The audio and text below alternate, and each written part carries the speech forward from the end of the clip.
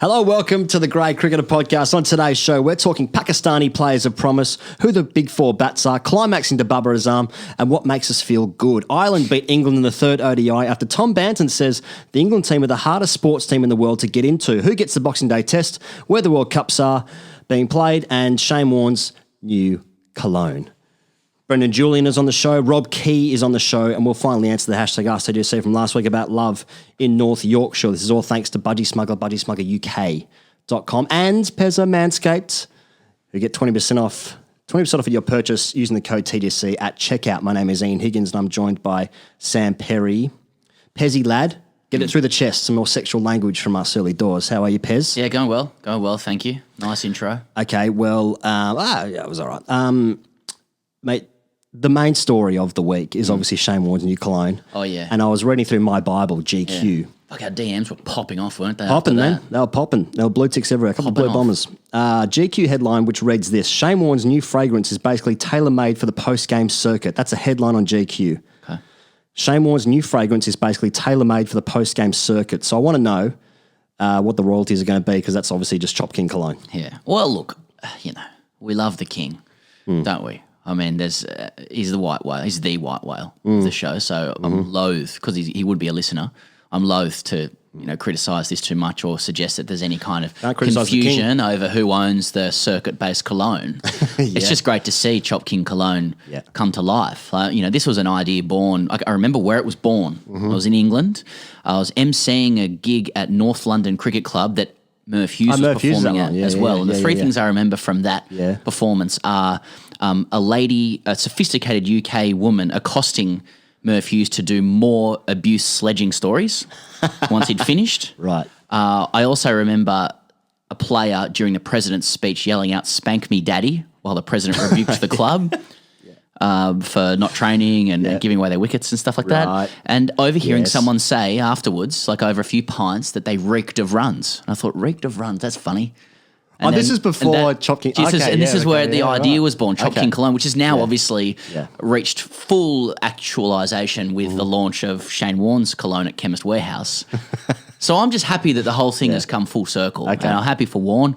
The woody and boldly intense fragrance exudes sophistication, sensuality, and warmth, and sumptuous ingredients that envelop the senses. That could be describing Warne's leg spin itself. Now, we should say all the proceeds from that go to supporting children with cancer. All proceeds. Right. So just adding that in there, it's a lovely little execution from Shane. Sure.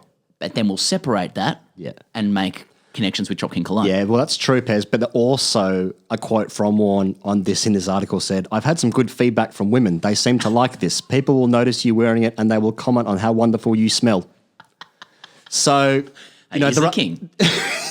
What is it about Warne? He's the king. What is it about him? Yeah. Heaps. Yes, there's a bit going on. Well, there is a bit going on, mate, because there's heaps to talk about on the show, a couple of great guests, a couple of wonderful commentators. Rob Key, I'm excited about. Yes. We've already had those interviews and they're good. Yeah. They're good fun.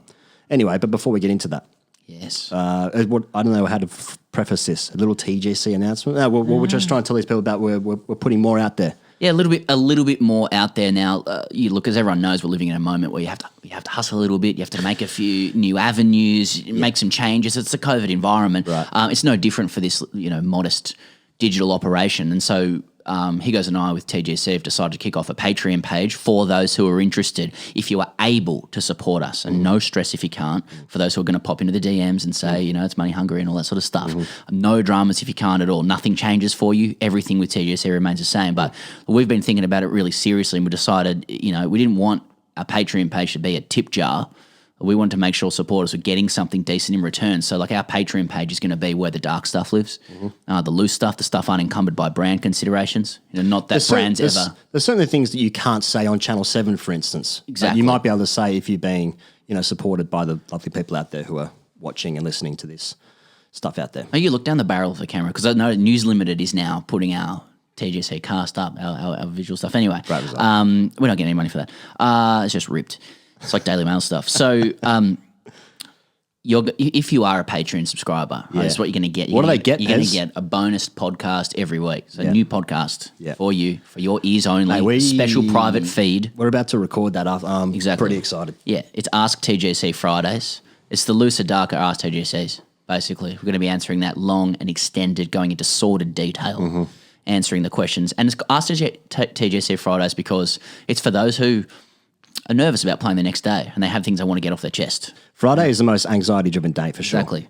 So plumbing the loose, dark depths of club cricket there, you're also going to get exclusive access to TGC essays, long-form writing from Higgos and I, covering the rhythms of clubland. Those of you who saw the story on Facebook this week, for example, 2,500 words or something like that, just going into a very deep expose It was deep. over how to deal with Friday nights before cricket. Yeah. Well, I can tell you there's already one up there on the Patreon page. There's already one ready to go. It's 1,800 words, and it's on how to get through a Saturday when you're dismissed at 10:47 a.m.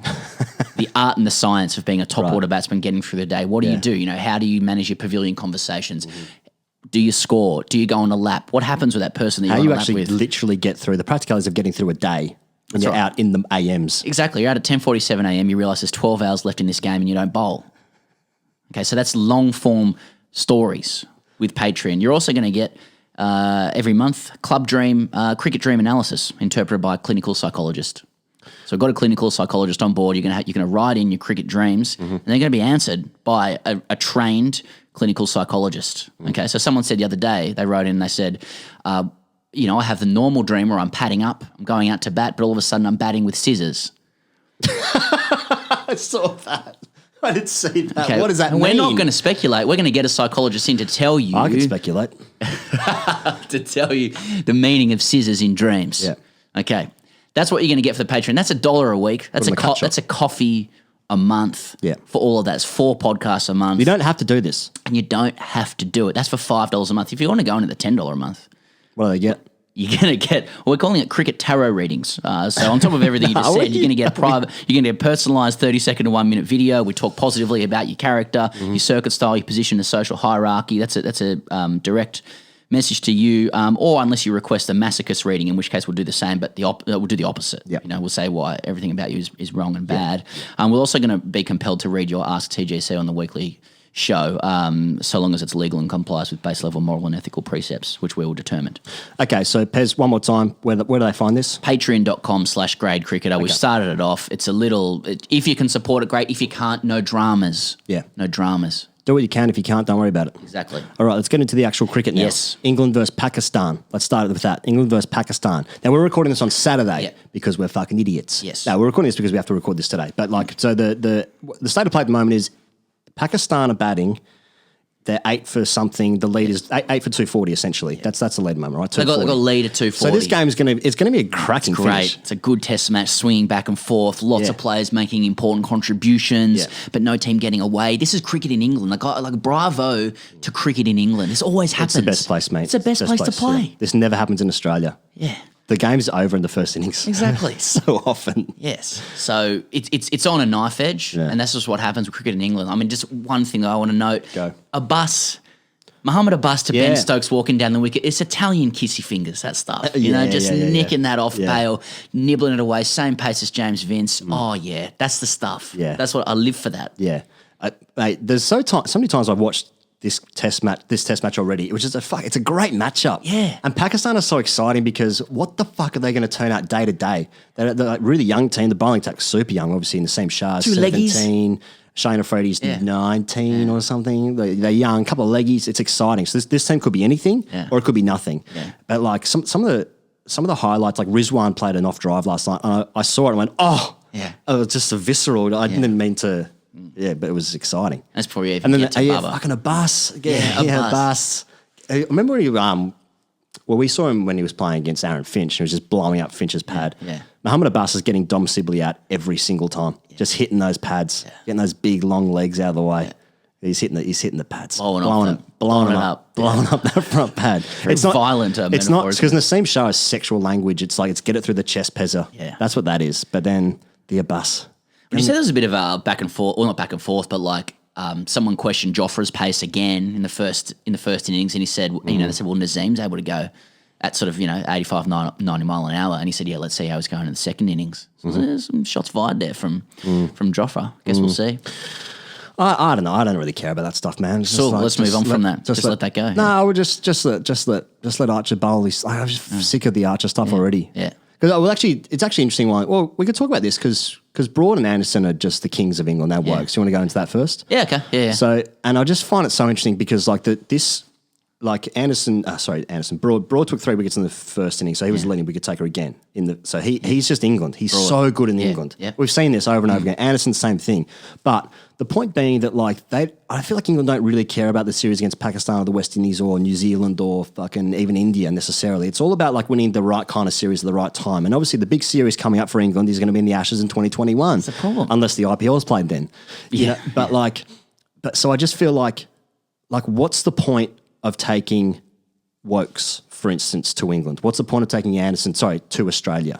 What's the point of taking those guys to Australia again? So Anderson, for instance, has been on 4 tours to Australia. That's 20 test matches. How many test matches do you reckon he's won, Pez? 3. In the time they won 3-1, 2010-11, is the only 3 times he's won a test match. If your bowling attack is centred around Broad and Anderson in Australia next year, evidence suggests it won't work. Yeah. There's literal... history. There's objective history. It won't work. Background, yeah. Now, the year that they won, Anderson was leading wicket taker, to be fair. I think he had something 20, 24 wickets. Every dog has his day. But for instance, that series, I'm sure English fans, every dog has his day. He's got fucking almost 600 test wickets. Yeah. That's not me. That's a Jimmy cricketer. Yeah, sure. But I just feel like, that series, 2010-11, no one thinks the bowlers won that. Everyone knows that Cook and Trot, we just couldn't get him out. We being you and I, we tried. They loved everything. to stick that series. They loved to stick. Couldn't get him out. So it was just a bit like he was part of that series, sure. But when England won, they had Bresnan, Finn, Tremlett. So it's more just height-based selections, basically. Yeah. So, or chest in Bresnan's case. Yeah. So yeah, true. But the point being is Archer's going to be so important for them because he's control and his pace and his bounce in Australia. And Wood is his pace, isn't he? His pace, so it's something. It's an attack weapon. So what I'm saying is Anderson, what's the point? Can they do it? Well, but then the philosophical question is is the Pakistan Test Series and the West Indies Test Series in England as important as away in Australia? Commercially, no. Eyeballs wise, no. But a home summer, you've got to win at home. That's how actually the country stays psychologically together. Right. So, and if you need Broad and Anderson to win at home in the summer, and then that gets in the way of Wood and Archer and other guys coming through, then you kill yourself going to Australia. It's a pretty nasty conundrum they've got there. I mean, they dropped Stuart Broad for one game and he was literally shaking. He gave an interview saying he almost went into convulsions. Yeah, he had conniptions.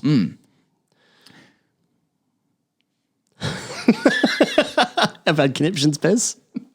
All the time, daily. So, because Steve Finn, who was on the show last week, we didn't ask him this actually, but he took 6 wickets during the week playing county cricket, and he's still in the Lions setup, the England A setup. He's a chance to go to Australia again. He's won there before, but I feel like he's much more likely to actually take wickets than Anderson.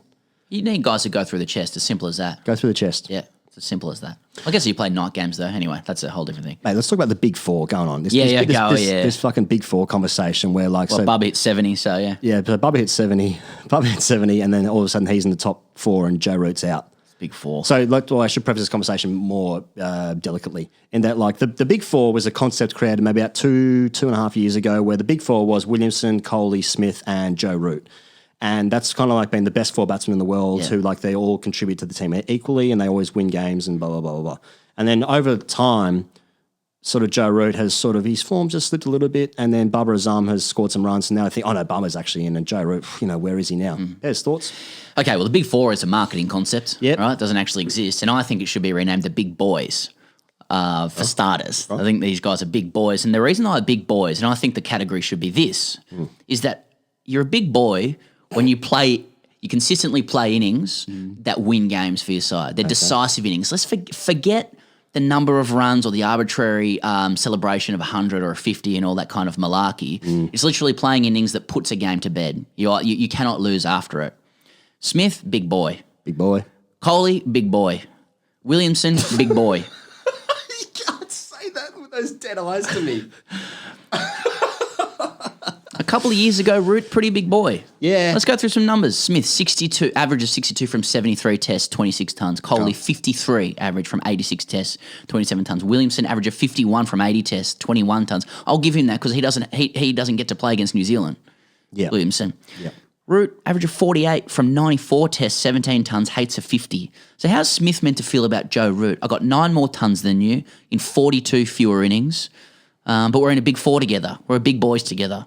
Spinning chips. Now, Babar Azam averages 45 from 26 tests, 5 tonnes. Yeah. In the 90s, you'd side mouth that you'd give it up with those numbers. In Australia, if you were playing Shield. Give it up. But he's averaging 70 from his last 12. And he did hit an on drive at Adelaide Oval last year where Gideon Hayes said, "Oh, Bubba."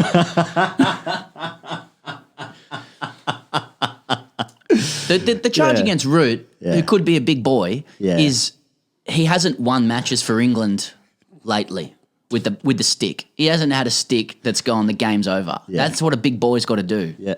Fuck off with your big boy.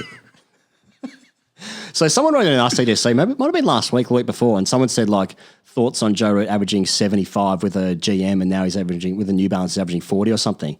Like, Joe Root in the last, 2 years has not been in the top 5 batsmen in the world, let alone and also Smith and Colley, it's a bit like Messi and Ronaldo for me. Those two are... That's right, and they're then separate. And then Williamson's like Suarez. Yeah, or I agree. just awesome. That's Joe Root's a fucking worldie. He's so good at batting. Right? I'm not saying he's rubbish. I'm just saying he ain't close to Colley or Smith. He ain't close. And nor would Joe say that. Not that nor I know would him. he. Nor would he say, I'm a big boy. I'm a big 4. I'm in the big 4. Not a big boy. Don't you forget it. You know, he's got some Ellen DeGeneres stuff going on as well at the same time.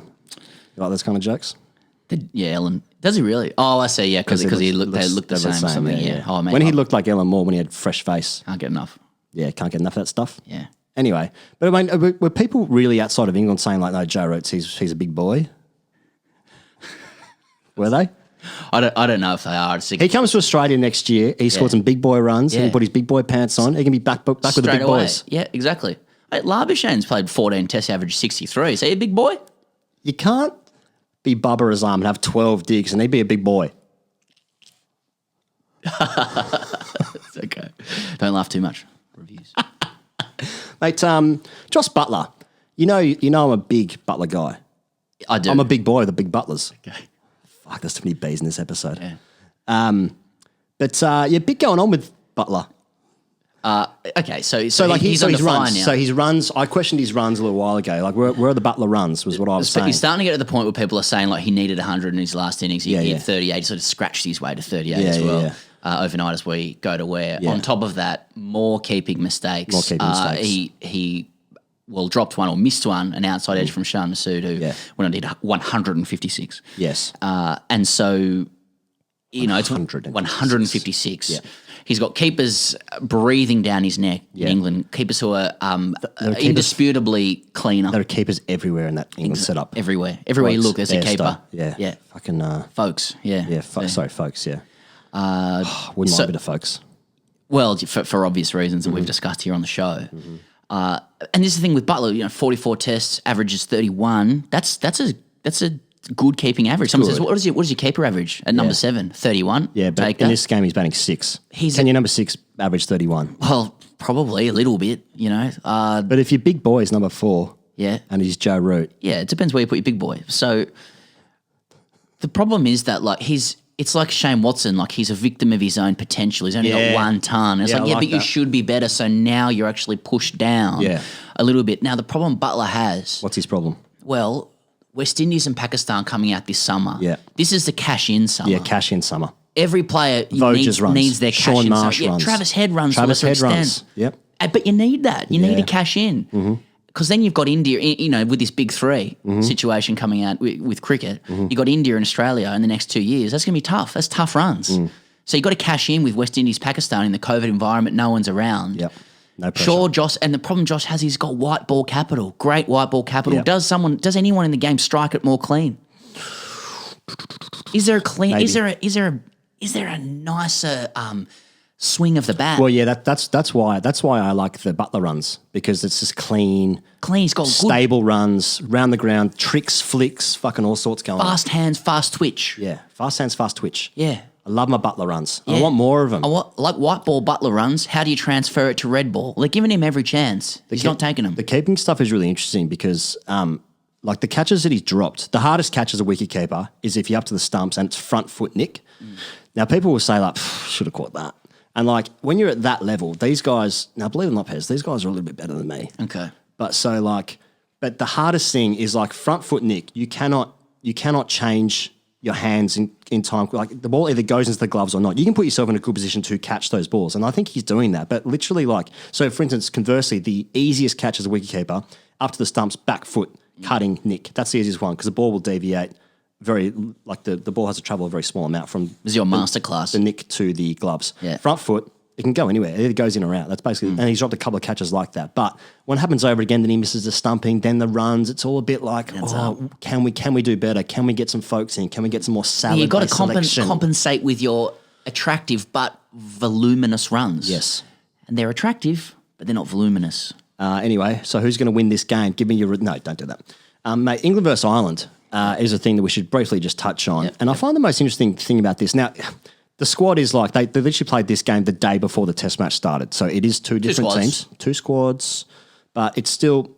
Well, Tom Blanton said before the game that this England ODI side is the hardest team in the world, sports team in the world to get into. Then they lost the game against Ireland. Now, Ireland are no mugs, to be fair. They're not dreadful.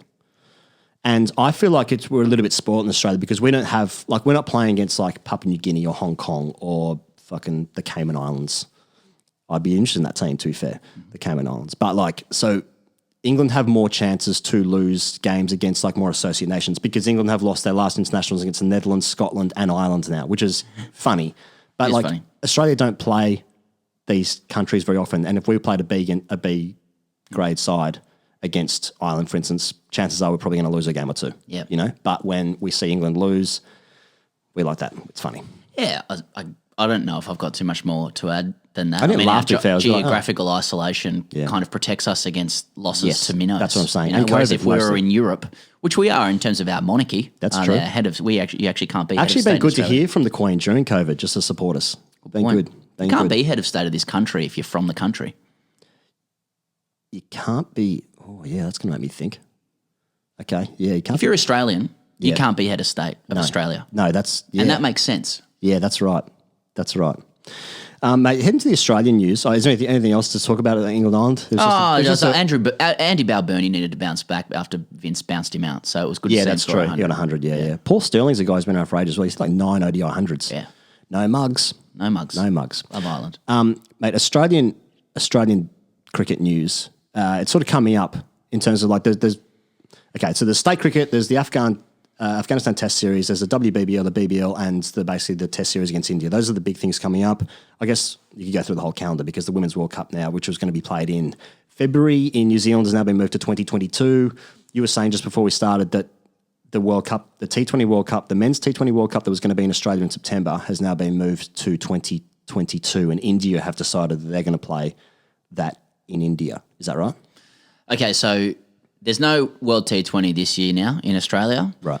That World T20 will be in India in 2021. And then Australia is going to do a World T20 in 2022. So basically, next year and the year after, you're going to India or Australia for World T20 World Cups. I got a feeling that T20 World Cups are just going to be every year in probably Australia or India for a while. That's all you got to worry about. Okay.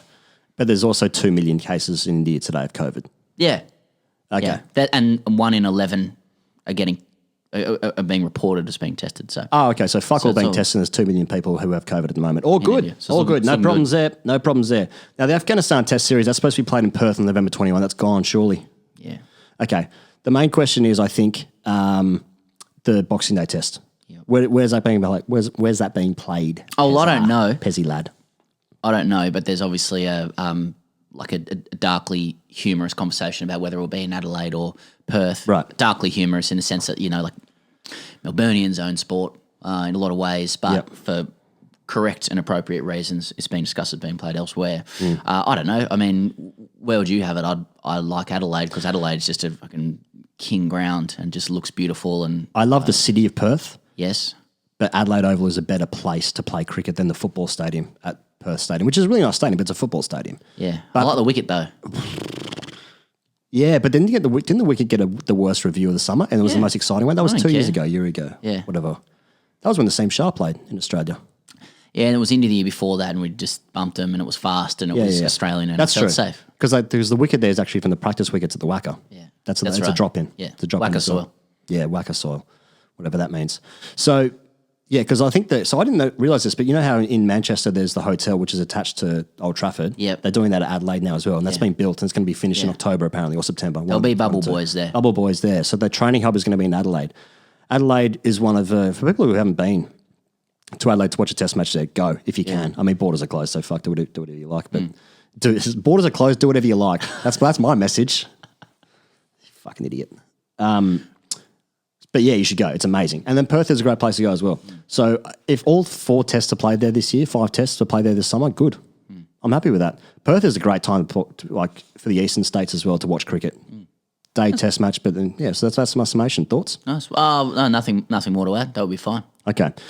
Brendon Julian is on the show. Rob Key is on the show. Hashtag I'm looking forward to transcribe that later. Hashtag I said, just see a couple of belters in there, including answering that question we didn't do last week about love in North Yorkshire, Pez. I don't want to overstate that, but it's a good one.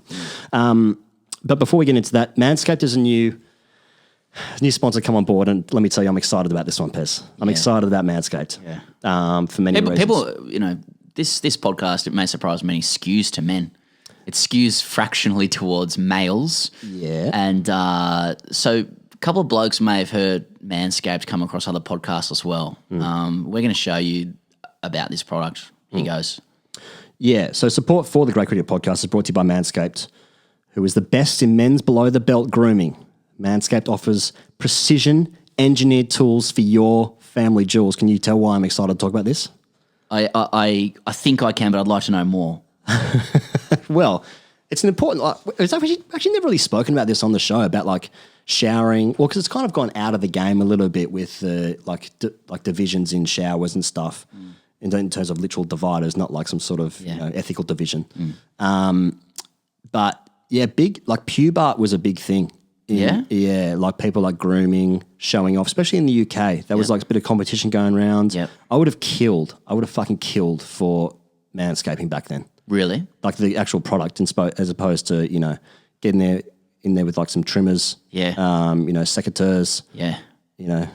Nail cutters. Yeah. Edward Scissorhands over the pubes. Exactly. It's true. I think there's a lot of blokes listening to this as they do their supermarket shopping quickly as well, get in and out. People could be in the shower listening to this right now. That's a good point. People could also be in surgical theatres as they played before. Exactly. This is literally being put out through surgical theatres at the moment. Yes, we have had feedback to that effect. Yeah.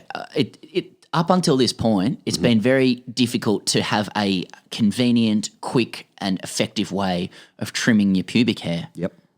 Of getting what we'd call that optical inch. Yeah.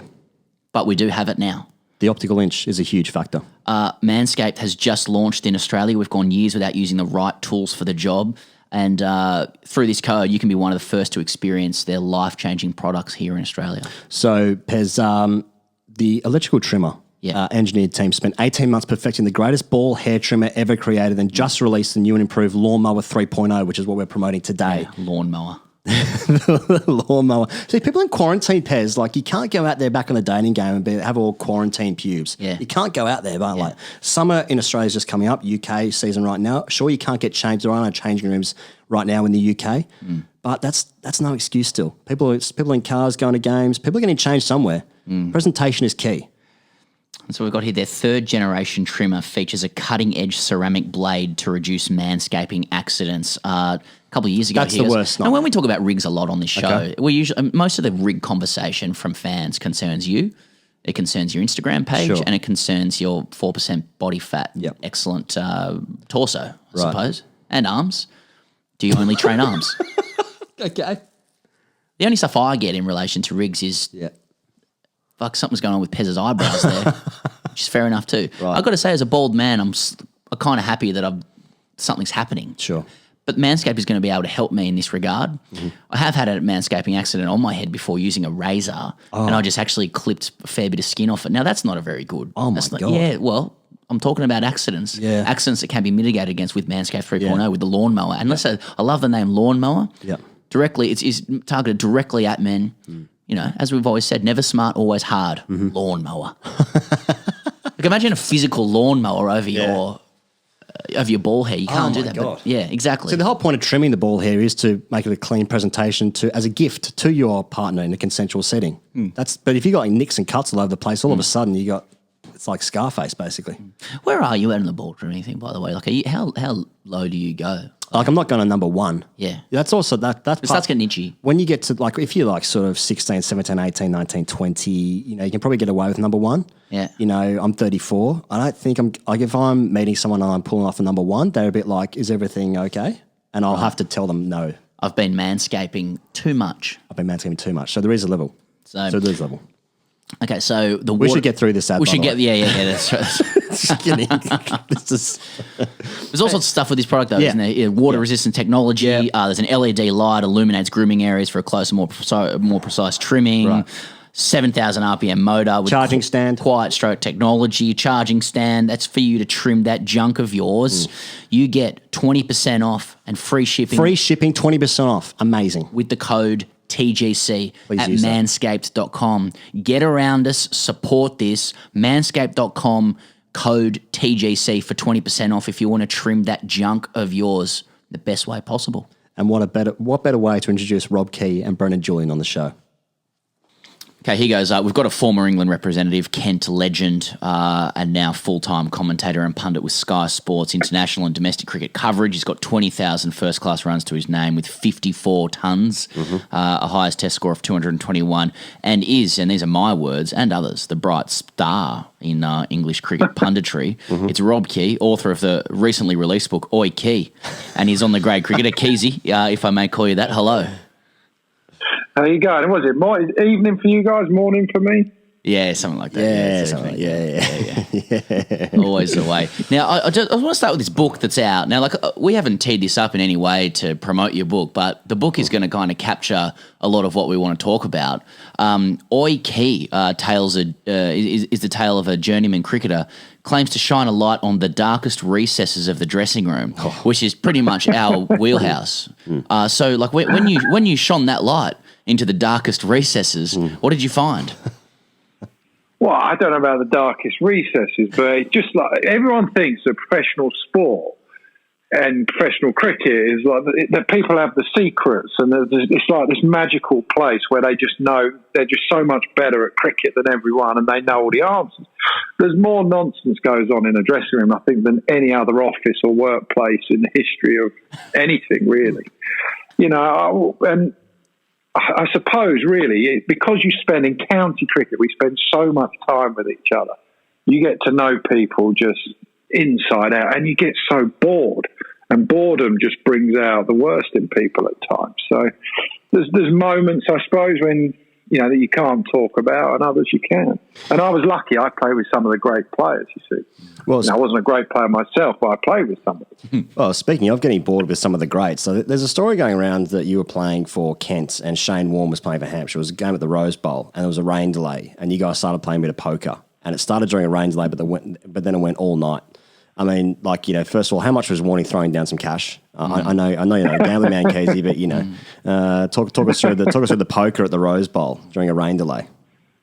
Well, so Warney, back in the early days, before he was playing poker every night with Joe Hasham, who won the World Series of Poker, was like the rest of us, where he was pretty average at it. So we turned up at the Rose Bowl, and it was one that you look at the forecast and it just looks like it's going to rain all day. So by then, Warney's got like a whole poker table at the Aegeus Bowl, Rose Bowl, as it was there. Yeah.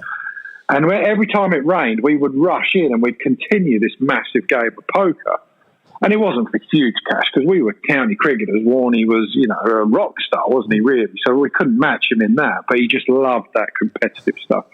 And I think we finished at about 3 o'clock at night thinking that it was going to rain the entire day's play the next day. And it turns out that we ended up, having a bat for that day. Warney Warney's used to getting no sleep at night and getting up to God knows what. So for him, it was like he completely stuffed all of us. I was sort of, in the dressing room after getting out, almost falling asleep. But the poker just continued, it became more important than the cricket game, actually.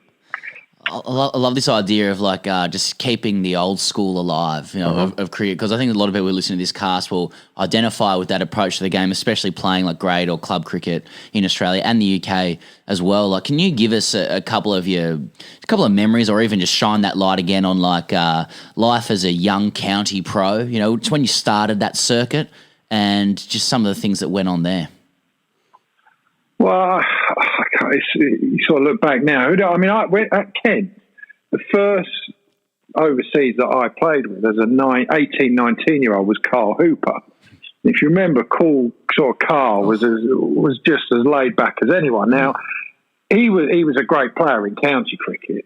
If the motor racing was on, you could almost sell his runs. You just write him off because he was never, ever going to get a score. He walked, he's probably just shy of captain in the West Indies, and he's watching the F1, which I can't bear.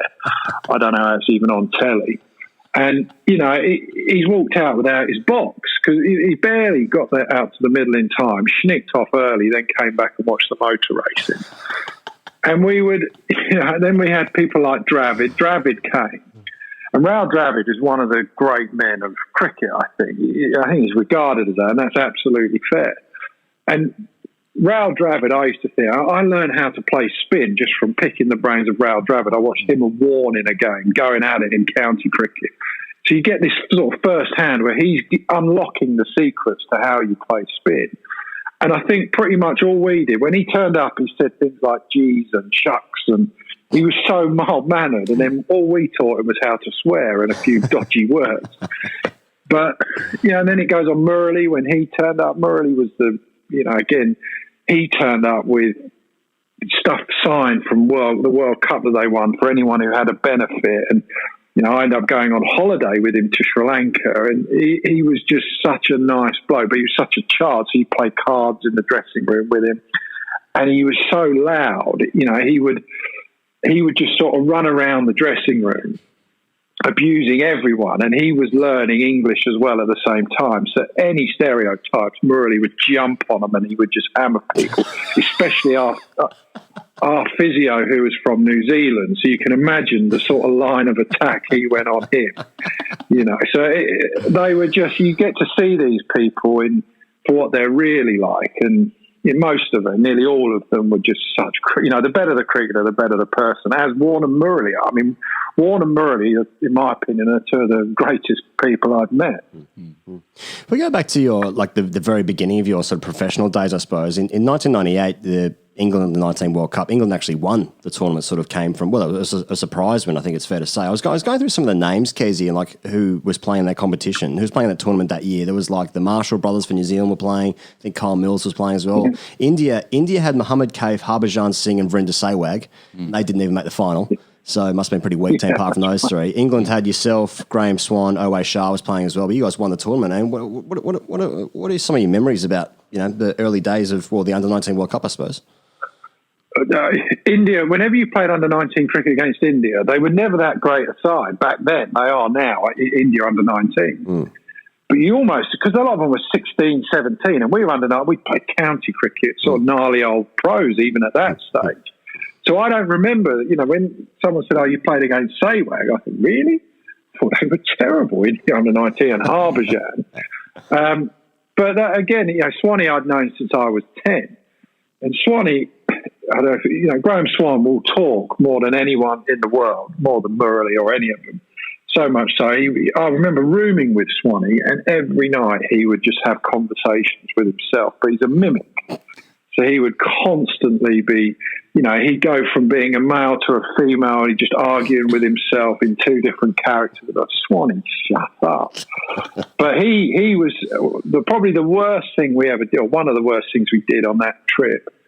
We rang as a guy called Dave Fulton who played at Kent, who was, he hadn't had the greatest start to his career, but he was just starting to come good a bit later on. So we rang him, and Swanee can do a brilliant David Lloyd impression. Mm-hmm.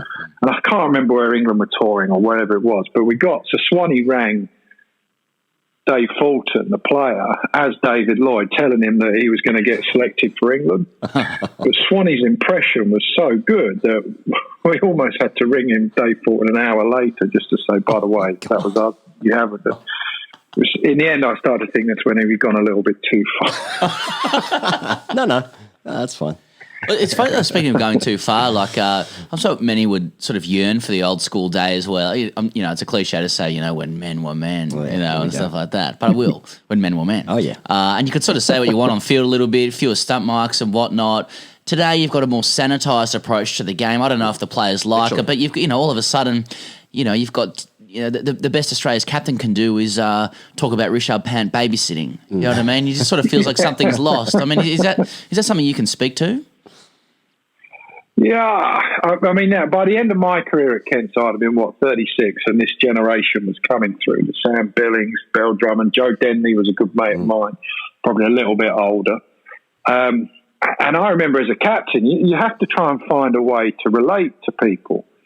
And it's hard. If you're 36 and guys are 19, I found it quite hard. So the only thing I could do was learn how to play FIFA on Xbox, because a lot of them just lived by that. When I got in that Kent side, first of all, the difference was we played in my first one-day competition was the Benson and Hedges, it was known as. If you remember that, it was like a 50-over comp.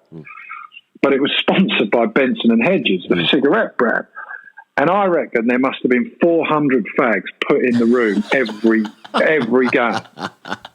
And let me tell you, it was a scrum to see who could get them. And I was 19, and at that stage, my mates used to smoke. So 400 Benson Hedges. I'm thinking, I'm on probably, I'm on $6,000 for the whole year.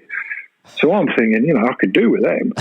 But you would not get near them because nearly every player smoked. Now it's the opposite. You can't imagine.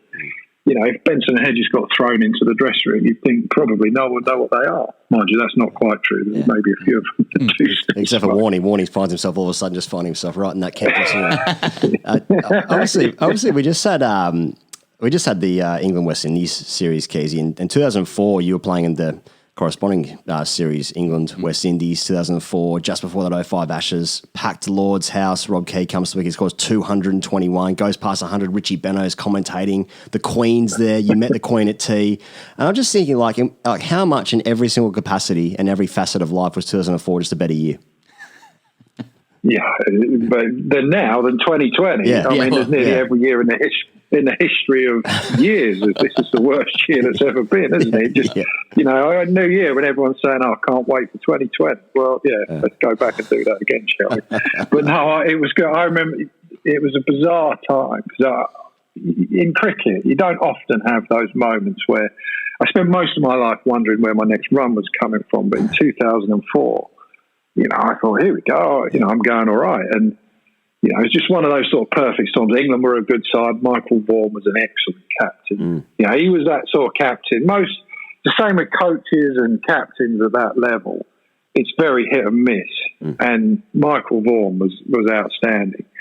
And you just sort of go out there and you had this sort of freedom with Andrew Strauss, and it was like the next generation coming through, and the West Indies weren't particularly good, to be honest. I do the commentary now, and I'm forever arguing with Nasser in particular, because Nasser will just, coat off everyone that I played against, Omari Banks, and then he'll put up himself, then he'll put up, Courtney Walsh, Wasim Akram, Waka Yunus, all these. I was sort of trying to impress. I said they were only good because you lot, that generation, were terrible. The England team then didn't win anything. You won one series in the dark against Pakistan when no one could even see the ball. Apart from that, we got to number one in the world, my generation. You guys, Australia used to beat you every time. But anyway. Just on Australia, Keezy, I'm just mining for more stories here, but you're at Kent. You had the chance to play with both Andrew Simons and Steve Waugh. Was it at the same time? I mean, what does an Andrew Simons, Rob Key and late years Steve Waugh dynamic look like? Yeah, so Simo became one of my best mates back then. I used to room with him, and he would play. He turned up at Kent in this, you call them Cobras? What's the cowboy hat? Yeah. And he loved that. Is it J.M. Williams, the RM, big sort of gun, R.M. Williams or whatever? So I'm at the room with him, and sort of we have a few drinks, and at 10 o'clock at night, as we're going to sleep, or 11 o'clock, he puts on this John Williamson. And I'm sitting there, I'm 22, I'm into, like probably, I don't know, dance music, whatever you want to see. It might be in the rave scene or whatever. And I've got this bloke who's singing about like Rip Wood Chips and, Billabongs and Waltzing Matilda and stuff. I'm like, mate, what is this? Right. He said, mate, this is proper music. I'm thinking, not sure about that. But anyway, Simo was so much fun because we were not the same age. He was a bit older than me. He was such a good cricketer as well. And we enjoyed things on and off the field. And then when Steve Waugh actually turned up, and Steve Waugh was a bit my hero growing up because, I was probably 8 or 10 when I was watching him. And we'd gone, the committee, he was staying in the flat that Simo had been given. And we were, I used to stay down there because I lived an hour away from Canterbury where we played. And they sort of said, make sure it's in good order.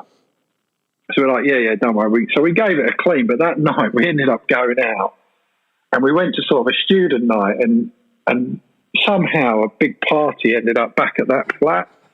So the place has absolutely been turned over.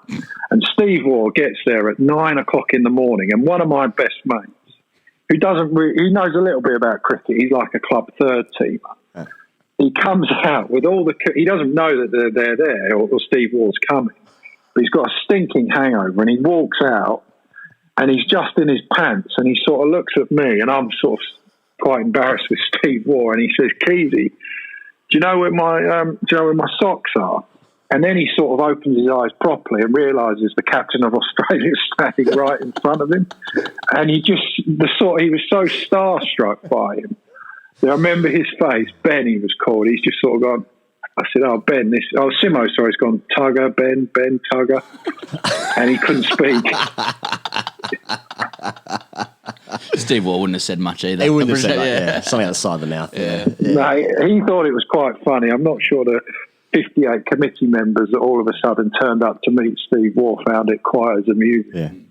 Okay, you obviously moved on very successfully to a broadcasting career with Sky, and in a recent piece for Sky, you were batting in the nets as Rahul Dravid because you two played together at Kent. So I'm just wondering if we can expect some more bowling masterclasses of you impersonating Nasser Hussein when he bowled in Durban when South Africa were 572 for 6. I don't know about that. Do you know what? I've never seen Nasser bowl, and when I tell you, like when I played, Nasser was that's why my book is called Oi Key. I hate the fact I've got a book out, but I got paid for it, so that's it.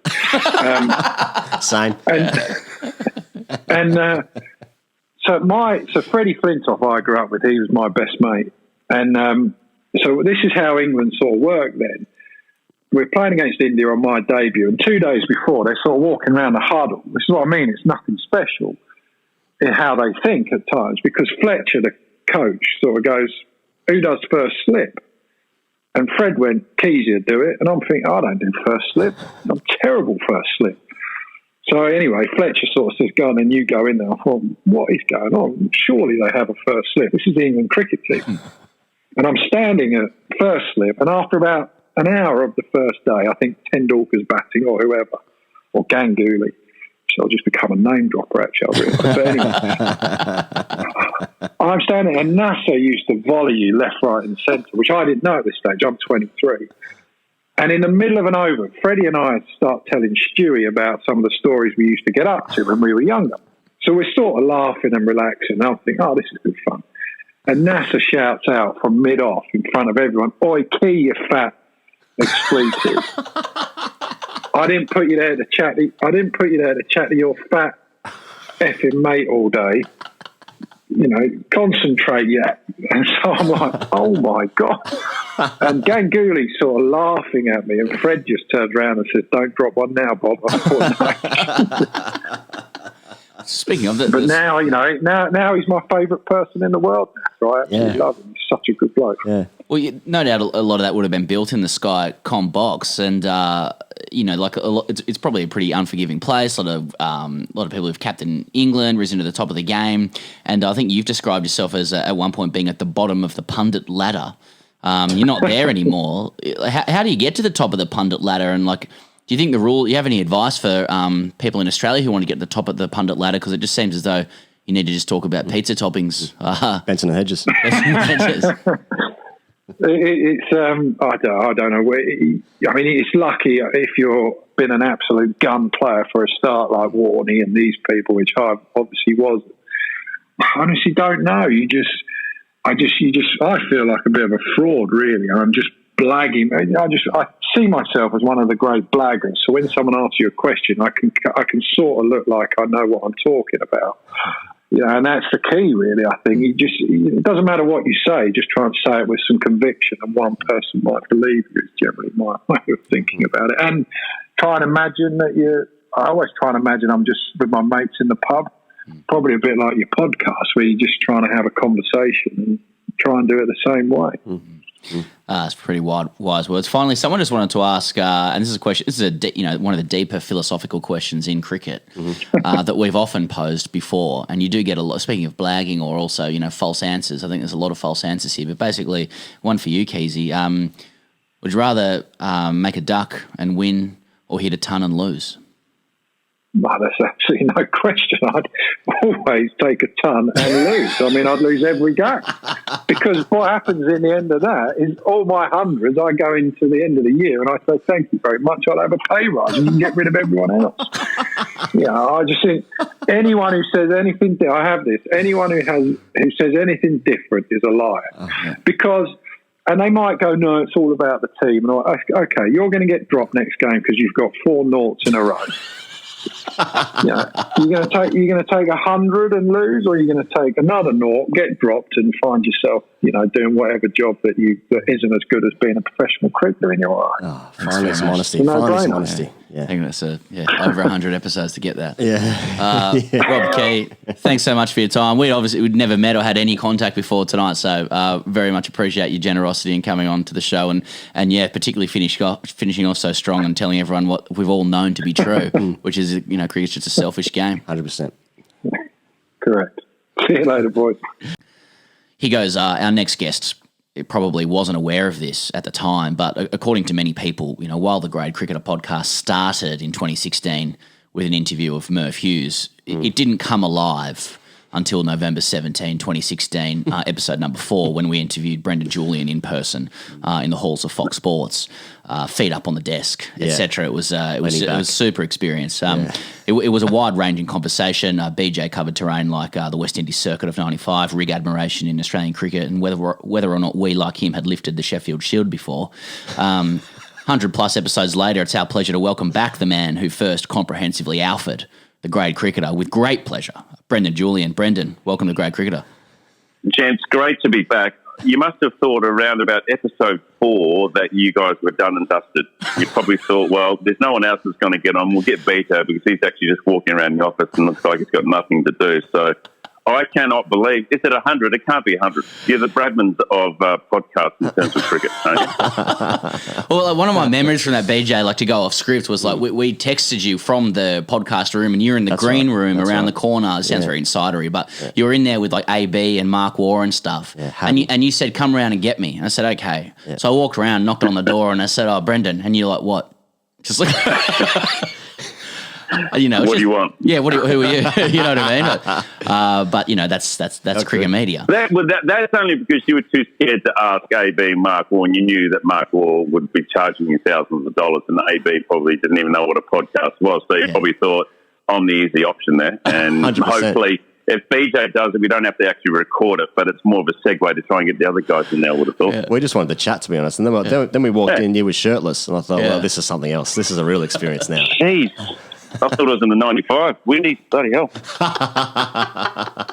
Still haven't got Mark or Alan Border yet either. But anyway, we'll see how we go. Well, BJ, it has been almost 4 years since we received that education in the halls of Fox Sports. Fair bit's changed. We're all now suffering at the hands of a global pandemic. How's COVID and pseudo lockdown life for Brendon Julian?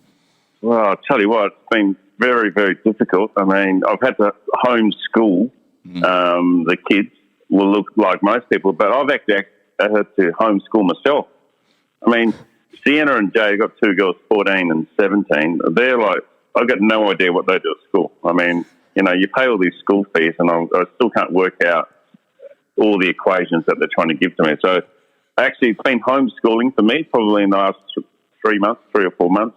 Stuck at home with the family, stuck at home with the wife as well. It couldn't get any worse. So I'm just so happy that we've been able to get out and about a little bit. I've had to walk the dog a fair bit, and I've been playing a bit of golf, actually. I mean, I love my golf, but one of the most disappointing things I've had to do is you're not allowed to hop in the golf cart. Yeah, right. And the only reason I like golf is being able to hop in the golf cart and drive around. So I'm walking about 20 kilometres a week, I reckon. Oh, my God. I bet. And my back's gone, my knee's gone, and I'm just getting like sore neck and headaches, and it's just a nightmare. So I don't know. I need to fix it up. We need to do something because I do like social distancing. I've actually been a social distancer for about 10 or 15 years. I like my own company, so that's been good. But walking around the golf course has been a nightmare, and walking the dog's been a nightmare as well. So yeah, it's I'm happy to get back to work. I can't wait. Yeah, it's probably a bit similar to the players and with the commentators and the broadcasters. You're like looking at ways to stay sharp. I mean, I feel like we're just watching. As we record this, the England and West Indies series is being played out, and it's like it doesn't feel real. It doesn't quite feel like it's actually like it matters or it counts or something. And like, I wonder how hard you reckon it would be, BJ, for the players especially to sort of focus on training and trying to be their best when they have no idea when they're going to play again, if they're going to play again, if there's going to be crowds there, what the rules are going to be with the ball, like all this stuff. Do you reckon it'd be really hard to focus on, the future games, I suppose?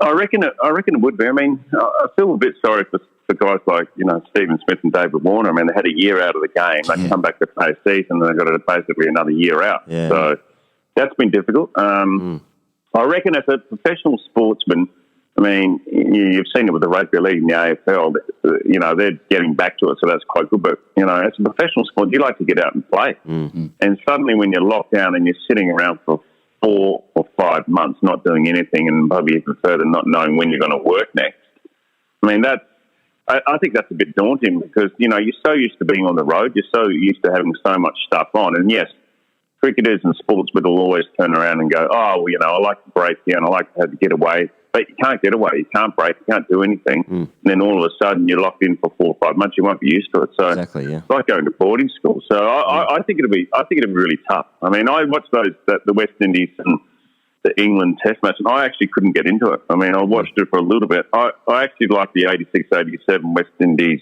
Australia at the MCG, those old games that will be coming up on Fox. I'm loving that. They got cracking crowds. Yeah. It's good cricket. It's, the West Indies, the saw one was Viv and Ambrose was playing, and, that was amazing. And then all of a sudden you switch on to live cricket, West Indies and England, and you go, mate, it's not even in the same league. So it's difficult. It's tricky, and, we're going to have to get used to it. I can't see us having big crowds, maybe in Sydney and Melbourne for the start of the Big Bash in December. I think Perth and Adelaide and Brisbane will get crowds, but outside of that, I think it's going to be tricky. I was going to say on that, BJ, like one of the peripheral impacts of COVID has been questions over where to reschedule Melbourne sporting fixtures. We've already seen states doing battle over the AFL Grand Final. Now you've got a similar thing at the moment in relation to Boxing Day. Like, where do you sit on this? And I guess, like many others, do you feel any like slight dark enjoyment discussing temporary ownership of tightly held Melbourne sporting events? Mate, I agree. I mean, I think the Boxing Day Test match will move to Perth, and I reckon it should move to Perth. If you can't get a crowd at the MCG, then what's the point of having the Boxing Day Test there? It sort of defeats the purpose. I mean, day 1, day 2 are the big days in sporting. In the sporting calendar around Australia. So if you can get a crowd in Perth to a West Coast Dockers game and the Derby and get nearly 30,000, I mean, I would be moving the Test match, the Boxing Day Test, to Perth. I'd be moving the first Test, I think, will be in Adelaide, the second one in Perth, and maybe Brisbane for the third one, and then wait to see for Sydney. But I cannot see any reason why you'd be playing in Melbourne if you can't have crowds. So that's the first point. I think the Big Bash in December will start in Perth, and I think they should, just have a hub over there for 2 weeks and just bang the games out in the first 2 or 3 weeks, and then maybe move to Brisbane and Adelaide and do it that way. I cannot see teams flying around and other sort of administrators flying around the country to do games. So I think they've got to lock it down. get those games out of the road in December, and then you can sort December out, and then you wait and see for January. But that's the way I think it's going to happen in December. What are we going to do with the ball, BJ? Because, I mean, we've seen, obviously, the new laws with the COVID rules that you can't put saliva on the ball. And, you know, if you're using the Dukes and, you know, you're playing in Manchester, it probably won't matter that much. It's still moving around a little bit.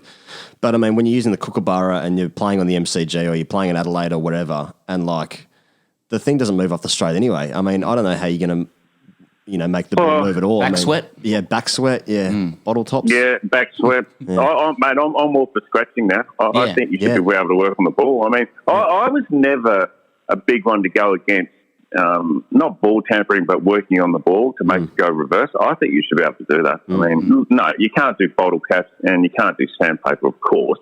But I don't see why you cannot work on the board to get it to reverse. I mean, if you can't use saliva, then why can't you?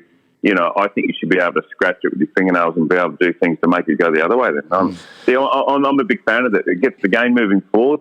It gives something back to the bowlers because, as we've seen, the swing bowlers are going out of the game unless you're in England. I mean, Stuart Broad and also Jimmy Anderson doing, you know, they're great swing bowlers. But you know, all of a sudden, if you can't work on the ball to get it shined conventionally, I cannot understand why you can't work it the other way to try and get it to go reverse. Yeah, no foreign objects, I get that, but I think it should be. I mean, you go to the MCG, it doesn't really swing at the MCG at all. Yeah. Adelaide swings maybe at night time. Yeah. The new ball swings for 5 overs and that's it, and then it's just gun barrel. So, you know, I think it's going to be difficult and you're going to see boring games. If bowlers can't take wickets and knock teams over, they're boring games to watch. Now, either one, they do something with the ball like that, as I've said, or they make the pitches more juicy, you know, put a bit more in, a bit more pace and bounce in them. Therefore, you know, it looks like more of an even contest. I wonder if that will actually legitimately affect, like, Mitchell Stark's selection, because I'm thinking the Australian bowlers, and it's like Cummins, Hazelwood, you know, Pattinson, you know, these guys are more into the deck bowlers, right? Excuse me. Whereas, like, you know, Stark might be used with the pink ball. It must be an absolute nightmare to face at bloody 9:30 at night on a Wednesday night, I'd imagine. But, like, you know, he's really Australia's only swing bowler, and really maybe, I mean, Ryan Harris swung it a little bit, I suppose, with the new ball, but Australia doesn't have a swing bowler in Australia for ages, and like we're just picking guys on fast decks, just getting into the wicket, just bouncing blokes out, really. And like Stark is sort of the attacking swing option, but if it's a Kookaburra and it's not swinging, then what's his role in the team? You know? Well, yeah, look, that's a good point. I mean, the thing with Starkey is that his strike rate is not as good last year as it was in the years gone by when the ball was reversing. There's no doubt about that. When the ball was reversing, he was cleaning up the tail. I mean, he was basically coming in and mopping it up at the end, taking fifer. So his strike rates are different because the ball's not reversing. And we saw that last year. When the ball wasn't reversing, he wasn't as effective. I think Hazelwood and Pat Cummins can swing, and Pattinson's a good swing bowler if the ball was swinging. But you're right. If the ball's not moving, you've got to all of a sudden look at other options. But I mean, I wouldn't be looking outside those options, those quick bowlers, and they're bowling 145, hitting the deck hard. So anyone that's got pace through the air, I think will be, you know, be pretty good. I mean, and Starkey, which I never thought he should take the new ball anyway, really. I mean, you know, Pat Cummins and Hazelwood should be taking the new ball all the time. But you're right. If the ball's not moving, all of a sudden, bowlers aren't as effective. And Starkey was one when it wasn't moving for him, you know, all of a sudden people start to question, you know, should Pattinson be in the side? Should Hazelwood be playing? You know, those are the other options that come into it. So, yeah, if he's not swinging it, he's not as effective, put it that way. Yeah. Speaking of guys coming into the side or just eligibility altogether, like the news came and went without too much conjecture recently. BJ, Steve Smith completed his leadership ban, so he can captain again if they opt to go that way. But more than anything, it kind of highlighted that David Warner can't, like in the cold light of day, like away from the emotional swirl of sandpaper. Like, does it go against the idea of forgiveness and penance and progress that a bloke is, you know, permanently banned from a leadership position? Yeah, look, I think it's pretty harsh. I mean, I always thought the bans were very, very harsh as well. I mean, Michael Atherton got done for ball tampering, putting dirt on the ball of the Lord's Test match. I mean, Faf du Plessis has been done a couple of times. I mean, there's plenty of captains that have been done for ball tampering. But I think it was a stage where the administration from Cricket Australia were going against the players. They had the players dispute. And I reckon one of the factors was that we were having a political election in Australia. And I think when Malcolm Turnbull got on the phone to James Sutherland and said, "What's going on?" I think that was that was one area where politics, just basically jumped in as well. And then all of a sudden you had this groundswell of saying, a lynch mob, let's get him. So look, I think it's been harsh for David Warner, no doubt. I don't think he should have been banned from a captaining role, whether it be a BBL team or an Australian team or whatever. I think that was very, very harsh. Now, whether they would have made him captain in the future, then you don't have to make him captain. But I think banning someone for that, I think it's very harsh. I mean, I think he'd be a really good, Big Bash captain. And at the end of the day, because they've banned him, I don't necessarily think he really wants to get out there and play Big Bash. I mean, yes, he'll play for Australian Test matches as much as he can, and one day internationals and T20s, but he's not going to be giving back like he would be. I think if you dangled that carrot to him, because why would he want to continue to play Big Bash if he can't even captain the side and the money's not as good as he can get in another country? So I think that's a big loss for Cricket Australia. I think it's a big loss not getting him involved. Stephen Smith is a different person. I mean, I think he will come back and captain the Big Bash team. I don't necessarily think he should be captaining Australia. I don't think he needs to. I mean, I'm happy with Tim Payne at the moment. I'm happy for Tim Payne to do it for another couple more years. I think we're at a stage of Australian cricket where there's not a lot there. At the moment, I'm not seeing someone that can hold down that position above Tim Payne at this stage. So, you've got to make sure that guys coming into that side earn their spot. And at the moment, you can lock in about 2 or 3 batsmen, and that's about it. You're not going to get, you have a look at the opener, Joe Burns, he's not a lock in there. Matty Wade's not a lock in there as well. So, Alex Carey, whether he comes in or out, but he's certainly not a lock in. So, we haven't really sorted out our top 6. It's been a worry for about 3 or 4 years, to be honest. It's got covered up by Smith and Warner. So, there's lots of sort of stuff that needs to be sorted out first before we start to look at a new captain, I reckon. We're talking about, speaking of, sort of player indiscretions, we saw just recently Jofra Archer, breaking biosecurity measures just to pop off and go and see a friend somewhere. Yeah, and I wonder if Brendon Julian ever did that on a West Indian tour in 1995. Certainly, I don't think I like to travel that far. I'm quite lazy. I mean, I'm quite happy for someone to come and see me.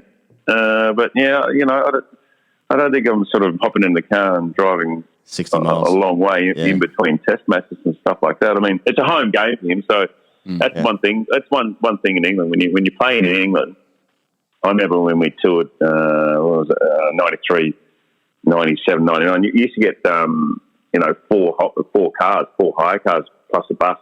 So you always had to have 4 guys or 4 people to drive the hire cars. And they were really cool Peugeot hire cars that they gave us. So it gave you the opportunity to get out and about and drive in between games. So that was quite good. So they do it a lot in England anyway. But it's put them in a bit of a hard spot. And looking about selection, it might cost him his spot. He might not play. I know he's a good bowler, but Stuart Broad bowled pretty well. So that's interesting. Yeah. I mean, I did ask you this 4 years ago, BJ, but it did come up again. I was watching that, is it the 99 ODI series in West Indies when there were pitch invasions and bottles being... Was that 99 or 95? Yeah. 99. That was before the World Cup, before we went to England for the 99 World Cup. Yeah. That's right. Man, yeah. That was Barbados. That's right. I was watching that footage last night. I asked you again 4 years ago, but I'll just ask you again because it just looks terrifying. People running on the field, Steve Waugh's bat's being taken away, people diving into the stumps. Steve Waugh's walking off the field and the bottle gets thrown at him and almost gets hit in the head. You're laughing at it, so obviously it wasn't that scary at all. I wasn't laughing. Yeah, sorry. Mate, I wasn't laughing when Steve Waugh made us. Well, he didn't make us. He basically told us, "Look, we've got to go back out there because Sir Garfield Sobers came in." And I probably said this, came in the change room and said, "Look, you're going to have to go back out and continue the game, and Sherman Campbell's going to have to bat because if you don't do that, you're not going to get out of the change room alive." So we're like, "All right, come on, let's go back out." And then I'm walking out, and then And then Steve Waugh said to me, mate, BJ, you're down at fine leg. I went, mate, there's no way in the world I'm going down at fine leg. Man, they're going to lynch me down there, you know. So I just said, mate, I'm staying in the ring. There's no way in hell I'm going down the boundary at all. So it was more about just sort of staying in the ring. Yeah. And we weren't even worried about the game. We ended up losing the game, I think. And it was more about just sort of getting out of the ground. I mean, the ground, they were just going berserk. Yeah. It was just like booing and, as you saw, throwing stuff. And it made it a very, I can't remember which one day international. It might have been the first one, but I remember even going to Guyana for another one. And they stormed the ground there again. Man, they just, you know, if it was a win to the West Indies, everyone just jumped the rope and just sprinted out the ground and grabbing hats and shirts and stumps. And, man, it was just a free-for-all. Bloody nightmare. Good times. Just picking up on that Garfield Sobers chat, it was in relation to Sherwin Campbell being run out sort of unfairly or something. It was acrimonious. BJ was bowling. Yeah. That's right. Like when I did shirt front him. It did look bad on TV. I mean, I came down, I bowled a delivery. He was running past. I went out to get the ball because he knocked it just in front of me. I stopped. He hit me, and then Babar came in and took a stump and ran out. Sherman Campbell, and Campbell was lying on the ground. But I must admit, I didn't think much of it. I mean, I wasn't getting out of the road, put it that way. I sort of, and they had a bit of a wingspan there as well. My left arm sort of caught him on the shoulder. So great wingspan. It's a great rig. Yeah, well, you know, I mean, geez, he went down though, far out. Man, he milked that. He would have got a free kick anywhere. He went to the soft leg. I'm just thinking when you know, Sir Garfield Sobers is in the Australian dressing room. This is the 99 Australian dressing room as well. Like, and he says, listen, you're going to have to let Campbell bat again. Like, does anyone argue back to him in that situation? So, well, no, Gary. You know? No, Gary. No, I reckon Warney might have. I reckon Warney's like, mate, I'm not going back up there. What? Don't worry about it. Let's just go. Come on, let's go to the hotel. Well, I've got something organised. Let's get in the bar. And I think Sobers might have said, mate, I don't actually think you're going to get out of the ground. But no one argued with him. That was his mate. That was his town. That was Barbados. It was like he was the king. So even more the king than Warney. Because people were chanting, we want Campbell, we want Campbell. Like, you have to look at the footage if you listen to this. It's insane. And, as I said, bottles being thrown, and then the Australian team starts walking off. Some of the guys are running into the dressing room, and Steve Waugh is like walking off in his little hustle off the field. Waddle off the field. And then someone throws a bottle, nearly hits him, really close to him in the head. He just double teepots and just stares down the crowd. It's like, Steve. But the thing with it, right, is that bottle came from the members. I mean, where the change room was the members' stand. It'd be like walking into the ladies' stand at the SCG or the members' stand at the MCG. You don't expect a member, you know, and it's all people in suits and corporates at that area. I mean, the jungle was at the other end, down my end, you know, right at the other end of the ground. Yeah. That's when it was like free-for-all there, but you don't expect someone throwing from the members a bottle at you. So that's why I think it caught a lot of us by surprise, because we'd been copying it at the other end of the ground, and then you're walking into the change room and someone does that. Yeah. That's when we thought, this is getting a little bit out of control. Get out of here, yeah. Brendon, thanks so much for the chat, mate. Great to have you back on episode, 100 plus episodes in. And, you know, thanks for the advice you gave us and the experience of episode number 4. And I hope we've come a long way since then, and hopefully catch you in one of the bubbles this summer. Yeah, I'm looking forward to that, boys. Great to chat to you. Do you reckon you'll be around for episode 400? Is that when you're booking yourself in another 400 episodes? I'll book myself in for F400. Okay. I don't reckon we'll have Mark Waugh by then either. Mate, I tell you what, I'm going to work on him all summer, and it will be my job to get him on here. Nice one. This was a long conversation to get Alan Border's phone number. I don't think he's got a mobile. He's still got the landline. Landline, that's good. I saw him do an interview the other day, and he was in a hoodie at home, and it just felt really incongruous, saying, you know, the grandfather of my cricket kind of upbringing in a hoodie. Anyway, that's neither here nor there. I had to send him. Hey, I had to send something to AB, email him something, and he goes, "Oh, mate, my internet's not working." He's still got dial-up. He's got that dial-up thing. My God. I said, buddy, you got to upgrade. He goes, no, the dial-up's working, because he lives on a sort of a semi-farm up there. Mate, it's ridiculous. Brendon Julian, thanks very much. See you, boys. Pezza, Budgie Smuggler, they've come through again with the goods. They're always supporting us in some capacity, if not in the trouser trunkwear department, with the facial department as well, bottom half of the face stuff. Yeah, they've got stuff for every part of your body these days. How's your mask game, by the way? Pretty good, though I must confess, this morning I forgot to bring my mask with my my work permit to come to this studio. Yep. And so I did, for the 1 minute walk to your to this studio, I did put a yellow fluorescent vest over my face. I was a bit concerned when you turn up. I thought it might have been like Galatasaray away. Nice. Turn up with a flare. Yeah, well, that could be the first thing that you get as a custom design with segue. Budgie Smuggler masks. Nice. I'm just trying to think about people who are a bit on the nose this week. If you're trying to think of designs for your Budgie Smuggler Got to cover your masks. nose as well. Yeah, that's right. And people who are on the nose to cover your nose. Yep. If you want a custom design, I'm thinking people who are on the nose this week. Ellen. Yep. You get Ellen DeGeneres on that face. Yep. On that mask. Yeah. Sam Newman's always in the news. Yeah, TikTok's in the news. TikTok, yeah. TikTok. What's up with CCP? TikTok? Yeah, the CCP. Yeah. Donald Trump. Yeah. If you want to turn heads, these are the fucking people that you go to. Yeah. I'm just trying to spitball a few ideas here. You might have completely different ideas. You might have your season goals or your My Cricket page. Season goals would be really funny to go to training because people are going to have to train in face masks. They're going to have to turn them in face masks, Good sure, at point. the moment, especially in Victoria. What is it? 800 runs, 35 wickets. Something completely unrealistic. You've never achieved that in Never any achieved year. it. Never ever. touched it. How are you going to do it this year? Yeah. Yeah, I'm not going to change anything about the way I Don't prepare know. for cricket. Just write I'm it going to be down. a year older. I'm going to drink more. Yep. And I'm going to have exactly the same goals, if not higher, because it sounds good and feels good to say because you never get anything wrong in pre-season. Do you ever think like when you're scoring the runs like the year before, you're just like, oh, I was unlucky there, but I was unlucky 15 times through a year. And just like, oh, there's something in me I can do this. And that, you know what, that's probably true. That's probably true with heaps of cricket. You're playing like higher grade cricket. You're a good player. Like you are good at the sport. And there's for heaps of people, they're like, if I just put more energy into this, I probably could be really good. Yeah. But then then that's the bit that fucks you a little bit, I think, in grade cricket, where it's just in your brain. And so, but if you write it down, you put it on a face mask, for instance, Budgie Smuggler UK. What would your goals be? My goals this year? Yeah. I played a season in the UK, and Here we go. And I went there 3 years, and a club in Surrey. And the first year I scored about almost 800 runs, I think. 765 runs, yeah. Yes, yeah.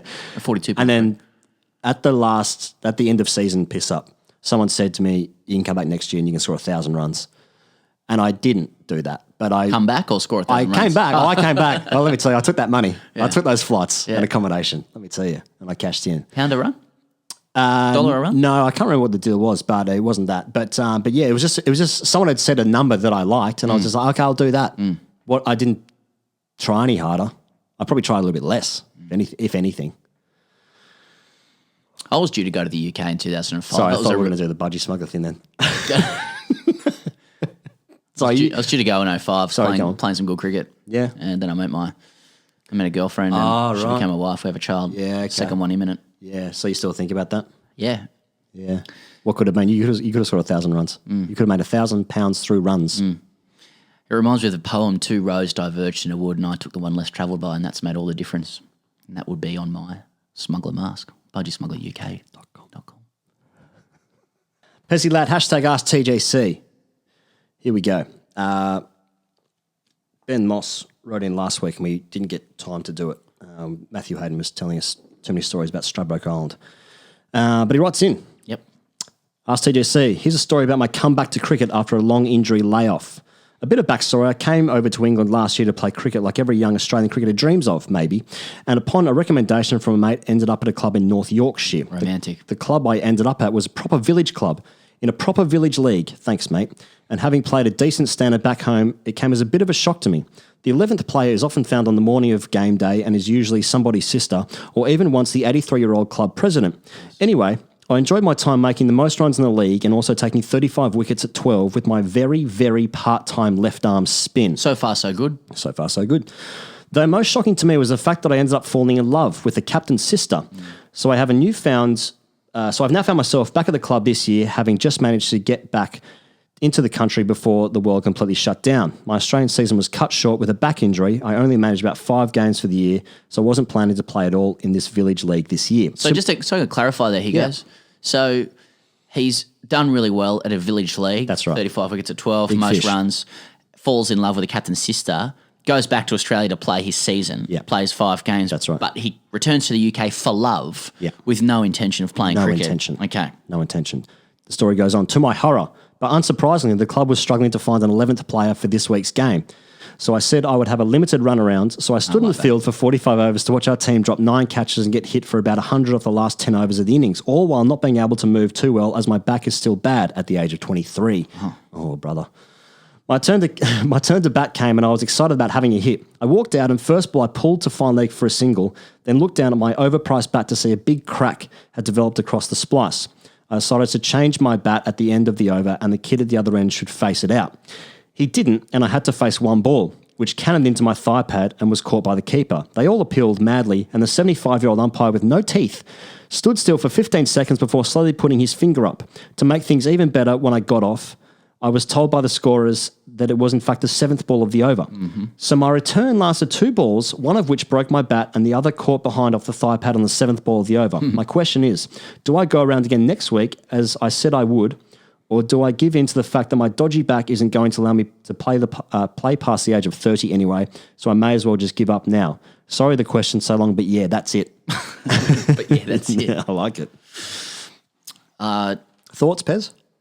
My thoughts are like he's got to be full on or not on with whatever he decides to do, whatever Ben decides to do. Yeah, okay. You can't have this, I'm going to fill in last minute. Yeah, I scored the most runs last year. I'll just have a run around, play as a stick. I've got a bag back. Yeah.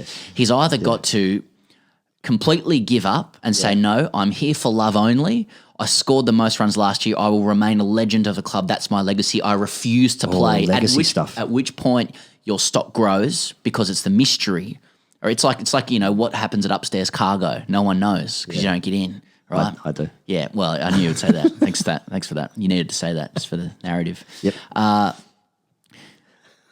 That's one way of looking at it. What happens at Upstairs Cargo? Yeah. The other way is to push through that fucking pain, whatever L5S1 herniated disc issue you have. Yeah. And you've got some back stuff. Yeah, that's right. And ensure that legacy is developed. You know, you go back and you be that fucking best run scorer. You take the most wickets. You are the man. You get the pride of your girlfriend who was the captain's sister. Yeah. There's no middle ground. Or runs for love. You score runs for love. You get in that local paper in North Yorkshire. I'm just imagining the show Heartbeat now. You got green grass up on the side. Watching, that's a fucking old reference, I have to say. One for the kids. When my parents were together. So, but don't do middle ground stuff, Ben. No middle ground stuff. I love the idea of just like, I got a friend who he's got really bad knees. He's just a great athlete, just loves his sport. He's like one of those guys good at everything. Yep. Good at cricket, good at football, good at rugby. Yeah. It's hard. I'm talking about you. Yeah. And I'm not. And just a guy who like just his body's screaming at him, please do not play any more sport. I hate you for doing this to me. My body is a machine. It's separate from your mind. I can't do it. It's Saturday afternoon. He's down to the footy again and he's got his boots in the car just in case. If he didn't want to play, those boots ain't in that car, you know? So he's going to play. It's like spirit is willing, flesh is weak. Okay. It is. It's like what's more important, what your body that you can physically see and feel is communicating to you or what these intangible notions of identity are saying to you. Oh, yeah. You know, it's like, well, but this is my esteem. You're some good numbers here. Legacy, love, identity, esteem. That's what cricket is. It's not a game. It's not a fucking game, It's an expression. mate. It's a sociological experiment. They're not rules, they're laws. It's so fucking up itself, this game. Sam Mitchell writes in, the former Hawthorn player. No. Okay. Dad's Story is the title. Dear Ask TGC. Context, I'm writing this whilst sulking on the boundary, mulling over my dismissal. It's my first competitive league game of the season in sunny South Wales, UK. Crisp new grey Knicks stash packed neatly in my kit bag. Sister is watching as she's recently taken an interest in cricket over lockdown. Not sure why. I'm opening the batting and get castled 4th ball of the innings. After a reluctant trudge off the field and an exaggerated hand gesture indicating prolific away swing to the incoming batsman, lovely, I grab my phone from the kit bag. Upon opening my WhatsApp feed to my family's group chat, my dad has asked, is Sam fielding or batting first? My sister, being very compassionate and receptive to my embarrassment, replies, his team are batting first. So emphasis on team. The italics are in team there. Truly underscores either side. That's how you do that. Dad's reply, is he batting right now? My sister confers with me to get permission to break the news to Dad of my pathetic failure. Out of pure curiosity, I allow her to reveal to him the truth. As my sister's message was double blue ticked, I wondered to myself, will Dad still make an appearance to witness my wicket-keeping performance for 45 overs? Finally, Dad responds with, Think I'll take a rain check. Loads to do in the garden. See you later? ? I reply with cheers, all lowercase. My question is, shall I give up cricket to pursue a sport that will make Dad more proud and interested, or do I continue to waste my Saturdays playing this game that will ultimately never satisfy my desire for Dad's approval? Great to have you guys back. Yours sincerely, Sam. I played. Start talking about how many runs you scored. I played back in 05. 730 at... Just cover drivers is there for me. I played football back in school, as in soccer. And one of my best friends was the goalkeeper, and then his parents just like stopped turning up because he was the goalkeeper and didn't have much to do. We had quite a good team, so he wasn't like making heaps of saves or whatever. And they were just like, I'm not driving across the other side of Sydney to watch you stand in a goal in the under 11s or whatever. And just quite funny because like his wicket keeping performance where he's literally involved in the game every single ball for 45 overs, but it's not. But then I started to think about the origins of what the wicketkeeper is, because it's actually a time saver. Like I'm not talking about like in the early 1900s. I'm talking about the very first games of cricket when they realised like, the batsman often misses it or whatever. It was probably a backstop. It's a backstop, yeah. So you're literally there as a time saver. That's the origins of the wicket-keeping job. I became a wicket-keeper in my teens because I was like, no, I want to touch the ball more. It was a boredom-based selection. Right. It was a boredom-based choice of position for me. Anyway, and then just like thinking about cricket in the UK and like how they're much more connected to the community. The clubs are way more connected to the community. It'd be the same as any major metropolis like London or Sydney or Melbourne or whatever. If you live in the city or like closer to the city, those clubs aren't connected to the community anyway. Cost of living's high. You've got to make that money. Every to pay dog your for rent. himself, bro. Yeah. Like everyone's looking out for top dog. Everyone's looking out for number one. Whereas like every dog for himself, bro. Budgie Smuggler UK dog. But I really love that idea that even though in like this place where his sisters come to watch and his dad might come to watch, there's always just something else to do in the garden. He ain't watching the cricket. I got a different take, I got to say. Like, I mean, everything... Well, you'd be wrong. Okay, well, great. I'll say it anyway. Like, everything about this letter screams of highly functional, together, loving family. I mean, firstly, Sam is signing off, love having you guys back. I mean, we haven't had earnest praise in years. Yeah, it's a nice message. I'm not saying it's not a nice message. No, but this is my point. Like, exclamation mark, yours sincerely, Sam. Like, really lovely stuff. He's got a sister that's become interested in cricket and comes down to watch him before the game starts. Yeah. She's there to watch him get castled fourth ball. And not only that, she has the wherewithal, the knowledge, the compassion to check with him, to confer with him in a bid to get Dad to the ground. Yeah. That's high empathy skills. Well, she's in a relationship with someone else in the team. Possibly. I hadn't thought about it that way. That's a dark read, but possibly that's possibly true. Yeah. Dad writes back to the WhatsApp and he doesn't absolutely alpha his son. He just says, look, I've got loads to do in the garden. He's just trying to let him off lightly. Yeah. I think Sam, who's literally getting a reply from his dad, should be fucking grateful for that to start with. He's grateful he's got one family member there who doesn't want to fucking give it to him when he gets castled fourth ball, which is embarrassing. I think Sam's been ungrateful. I think Sam's a bit entitled, with respect to Sam and his lovely family and his well-written letter.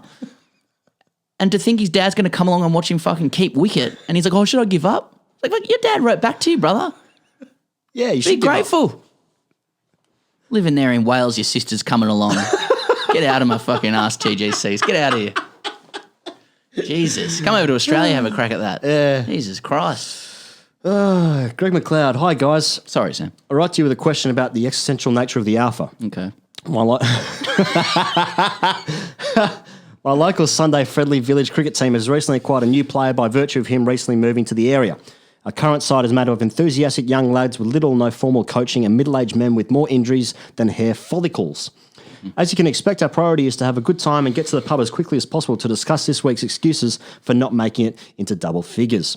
Our new player is a gun bat, good rig, hits a long ball, shapes up well, and is currently playing in the Nottinghamshire Premier League. A quick look on Play Cricket shows his averages in the mid-50s. Decent. And though we all agree he's our best player, we obviously hate him. Clearly, he should be the alpha, but is he? We like nothing more than to bring people down a peg or two, especially those that mention they play in the Prem. Every other sentence, clearly trying to assert his dominance over us. Our enjoyment now comes from witnessing his failures. In his first game for us, after declaring the cars were too close and might get damaged by his mighty six hitting, he got a golden duck. He laughed it off, but we knew he was crying inside. I don't know why I laughed at that. We knew he was crying inside. There's a wailing child inside his body as he walks off. We knew. Nothing could have pleased us more. So now, as we watch from the sidelines, we shout abuse at any and every shot that isn't technically perfect. Is that how you do it in the Prem?